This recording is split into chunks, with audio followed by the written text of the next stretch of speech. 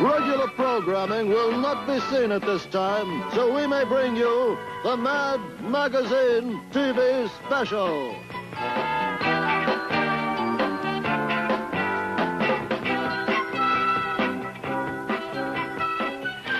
With the automobile manufacturer of the year, the Academy Awards for parents, Mad X-Raving, The Odd Father, a peek behind the scenes at a hospital, and the kind of garbage you've learned to expect from Mad's usual gang of idiots. The Mad Magazine TV special is brought to you by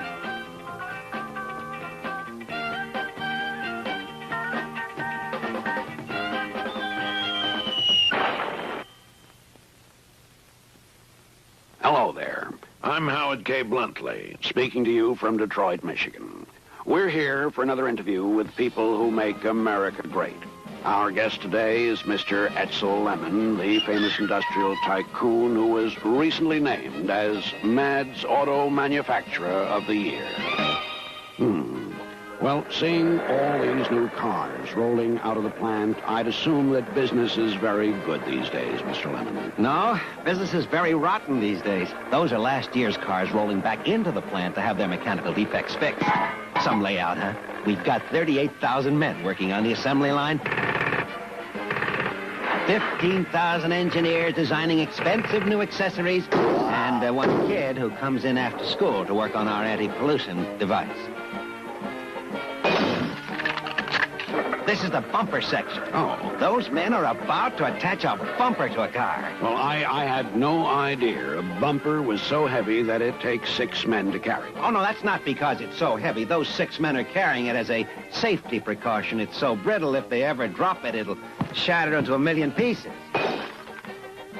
This is our accessory department, where we design all the innovations like these power seat covers, the electric ashtrays, and the Spiro Agnew dashboard clock. I see. And who needs these accessories?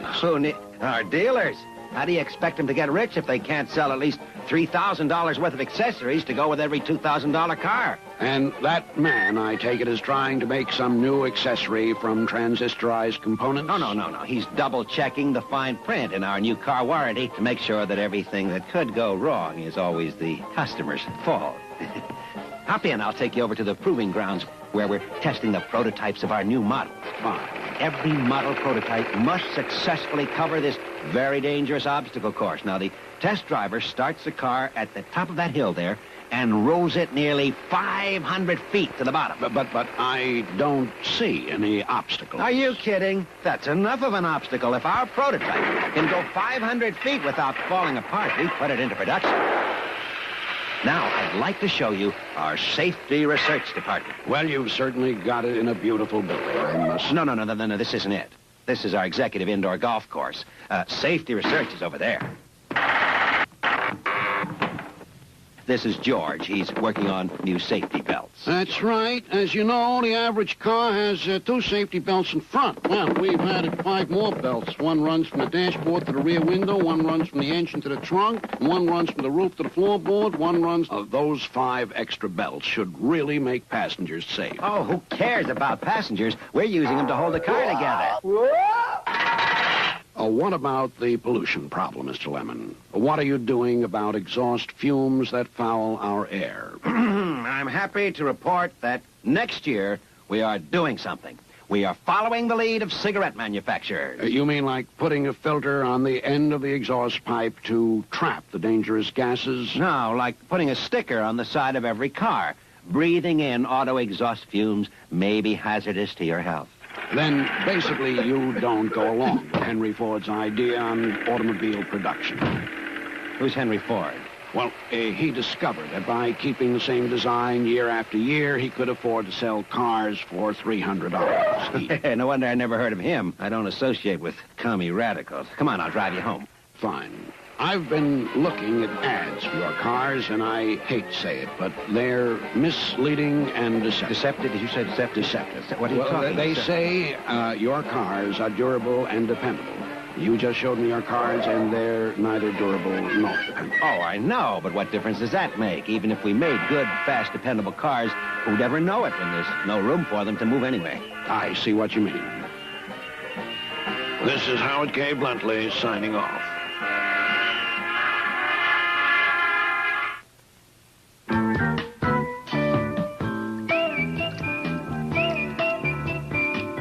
Okay, Mama's little snookum starling, sweetie, honey, baby.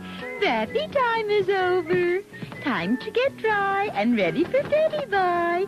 First, we take out the little rubber dollies. Honestly, Edna, don't you think you're spoiling that duck a little?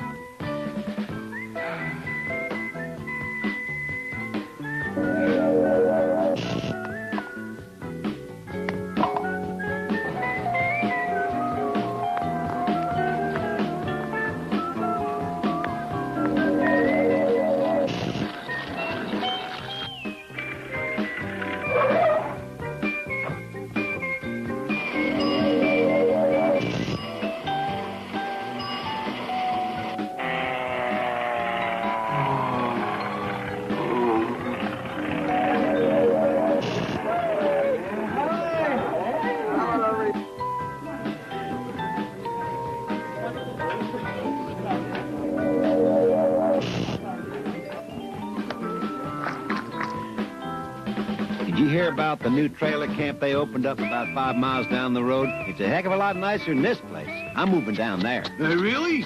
I'm going too. So much. Wait.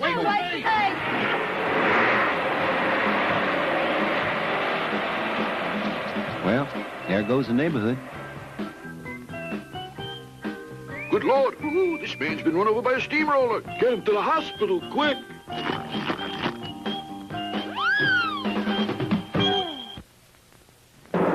Ladies and gentlemen, welcome to Mad's Academy Awards for Parents.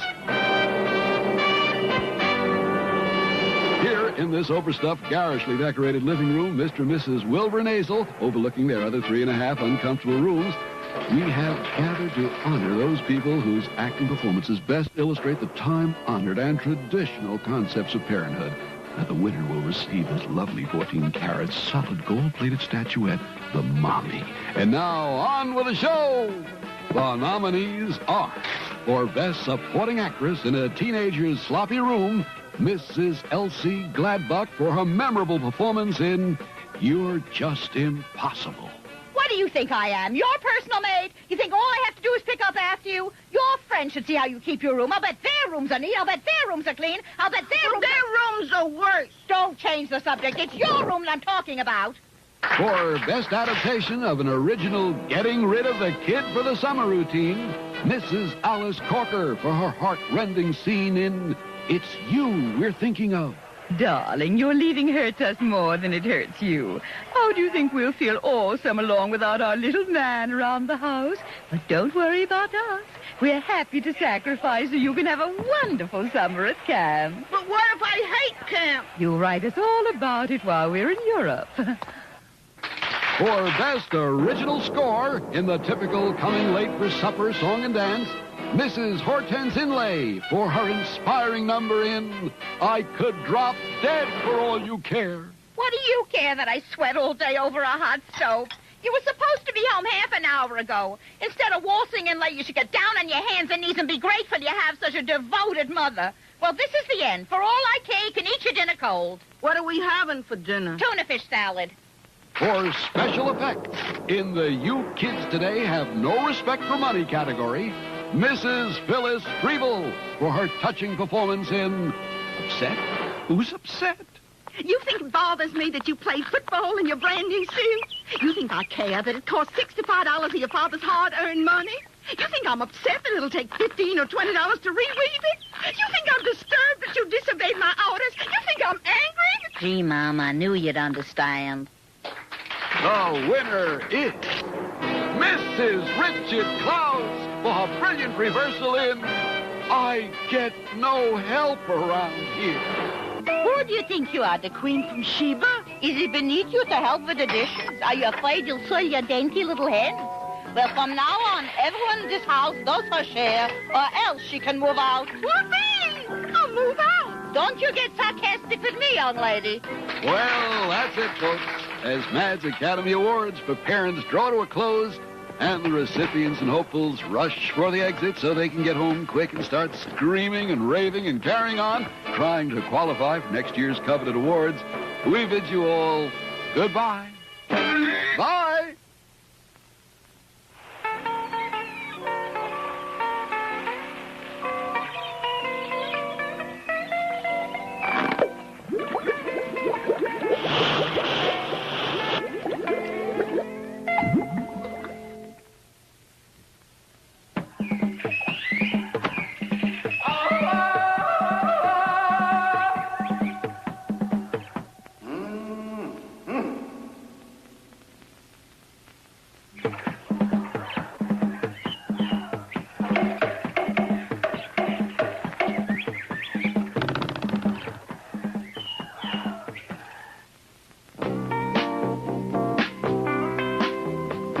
Been a nurse in that room for 2 weeks. How come they're all rushing in now?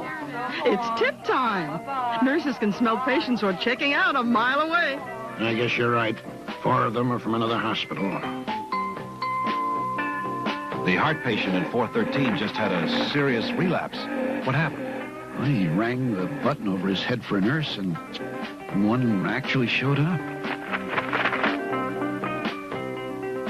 Miss Fuddle, you've got the name tags on these babies all mixed up. Now we'll never know which infant is which. Don't worry. The mothers will never know either. Hey, who put a lock on this bathroom door? Bathroom doors in hospitals are not supposed to have locks. I know. They're taking all the fun out of nursing. Now how can we walk in unexpectedly and embarrass the patients? Ready to operate, Doctor. Okay, Mr. Gumbill, now just drink this glass of whiskey and bite down on this bullet. We'll have that little old gallbladder out in a jiffy. Maybe I better check the credentials of this new anesthesiologist. How awful. If only he could have held on for another hour. Why? Is his doctor coming? No, we could have charged him for an extra day. Nurse, what's the idea of allowing Mr. Fulbus to fall asleep? You know he's supposed to have the medication I prescribed at precisely 8 p.m. I'm sorry, Doctor. It won't happen again. Okay. Now wake him up and give him the sleeping pills. I gave the patient lunch and he threw up. Well, that's not unusual, considering the food in this hospital. Try feeding him intravenously. I did. And? His vein threw up. Melissa? Come on, try again. Oh, Martin. Well, this has been going on for 3 days now. Why can't you admit this patient? Well, he hasn't been able to tell us his Blue Cross number. But these charges are ridiculous. $30 for a box of monogram stationery and $250 for a donation to your new Sarah J. Fingerhut Memorial Pavilion. But, sir, one of our solicitors sold these to you right after you came up from the recovery room. I don't remember that at all. Of course you wouldn't. You were delirious at the time. How dare you charge me for a private room when my bed was in the corridor? Because yours was the only bed in the corridor. Where are you going with that garbage? I'm taking it out to dump it. Idiot. That garbage isn't garbage going out. That garbage is food coming in.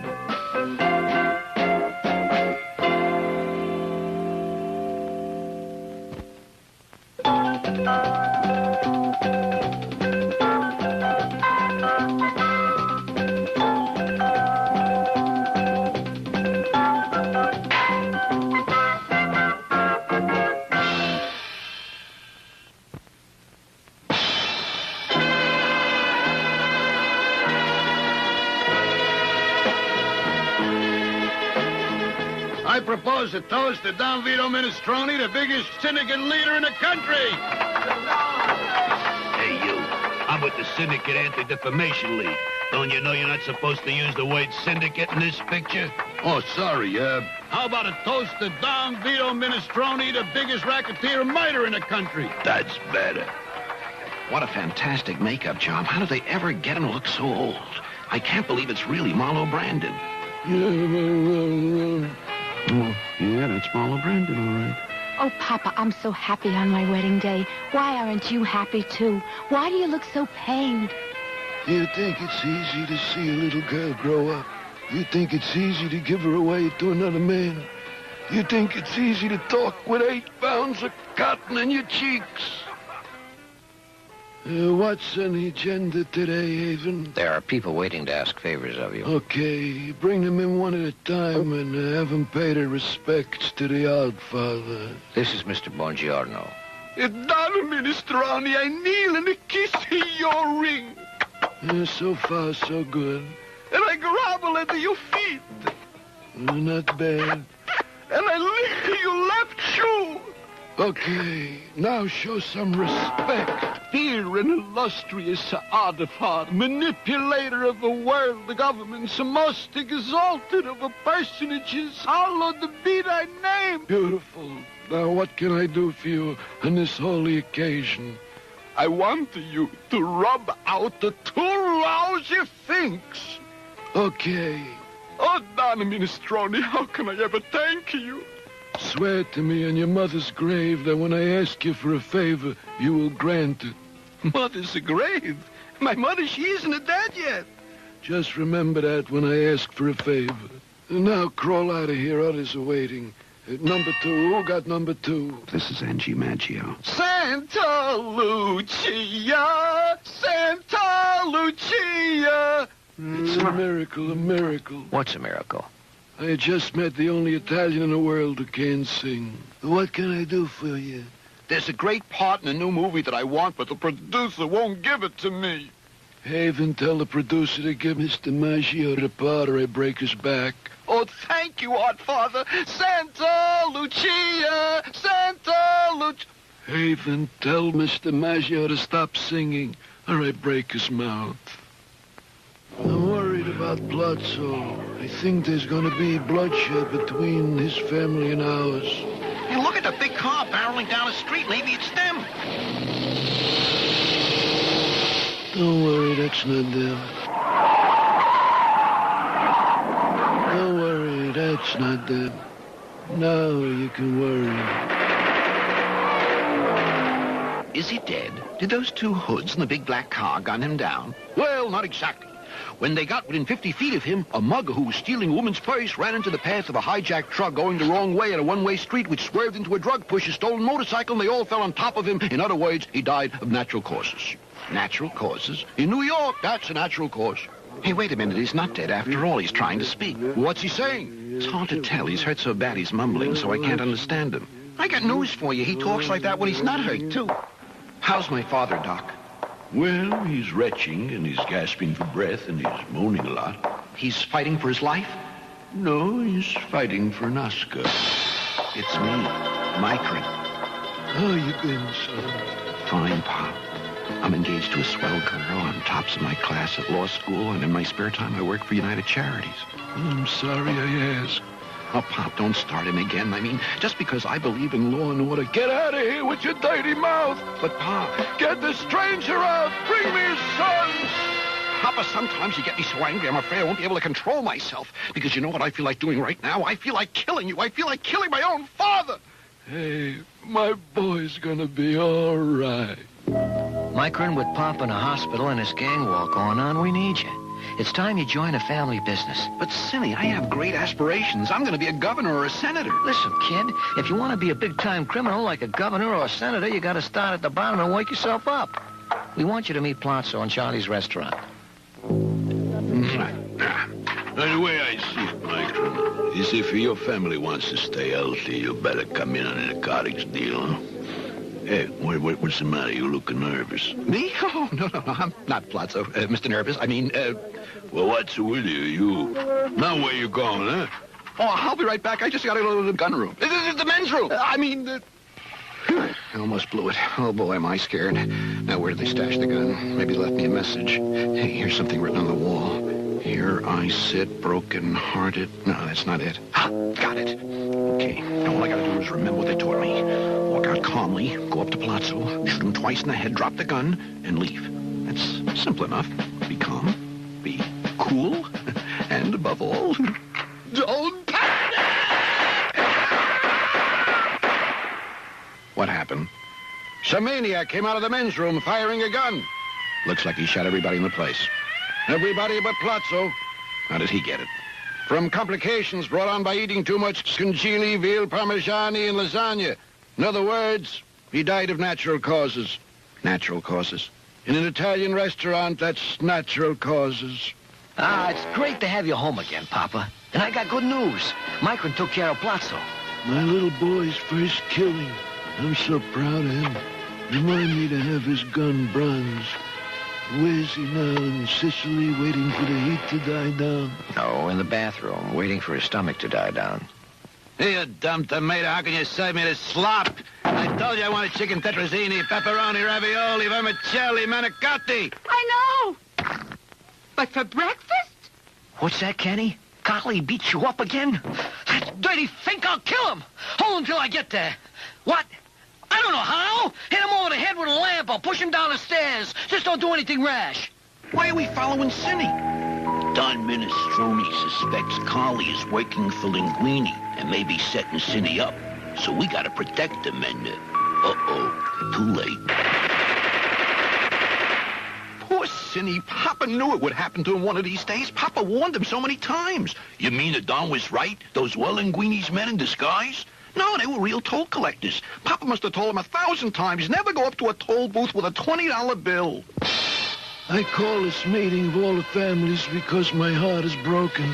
My son Cindy's dead, and my boy Micron has been in exile in a bathroom for 6 months. Now, between us, we control the nation's gambling, prostitution, narcotics. Without us, this whole country would come to a standstill. I say it's time to get this country moving again.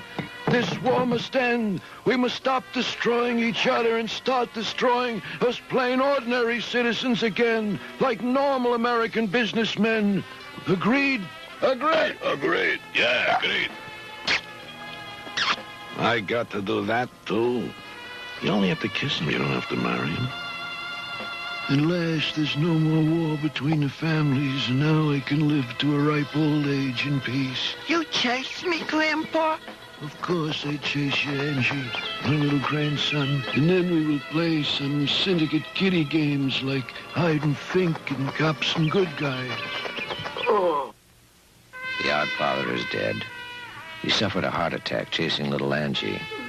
He was a kind man, a gentle soul, a good-hearted person and a decent human being. Did he say any last words before he died? Yeah, he wants someone to lean on the kid. Boys, with Don Minestrone dead, I'm taking over as head of all the families. Not so fast, Linguini. It's Micron Minestrone is back from the bathroom. He's beginning to act like the odd father. Now, let's get things straight. I'm in charge here. He's beginning to look like the odd father. And from now on, what I say goes. Do I make myself clear? He's even beginning to sound like the odd father. And I got plans, big plans. We're gonna make millions. He is the odd father. Now, here's what we're gonna do. We're going legit. We're going into show business. We're gonna make a movie about us. Can't you just see it now? Theater owners everywhere will show it, or else. Yeah. Critics everywhere will love it, or else. Yeah. And people everywhere will be standing in line waiting to see it, or else. Yeah. And it will win an Academy Award, or else. Yeah. Now, we'll start the movie off at my sister Connie's wedding, and then what'll happen? The Mad Magazine TV special has been brought to you by...